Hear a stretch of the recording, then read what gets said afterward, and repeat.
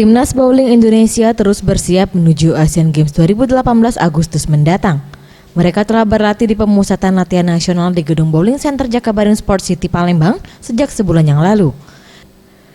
Salah satu atlet bowling nasional yang ikut Alisa Nabila Larasati.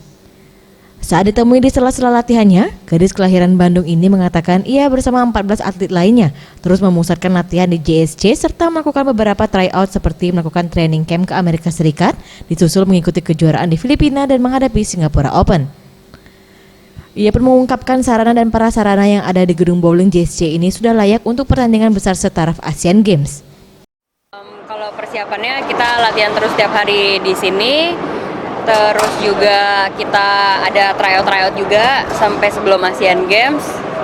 Jadi kalau saya sebagai atlet sendiri bakal berusaha gimana pun caranya buat siap sampai Asian Games. Kalau masalah sarananya sendiri, ini salah satu bowling yang bagus ya. Maksudnya buat di Indonesia ada bowling yang besar juga selain di Jakarta gitu. Terus cukup nyaman sih untuk buat pertandingan sebesar Asian Games, tempatnya layak buat Asian Games.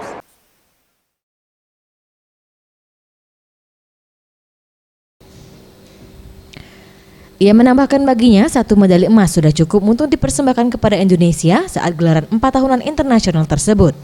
Namun ia bersama pebowling Indonesia yang lain tak sungkan untuk melebihi target tersebut. Tim Liputan Sriwijaya TV.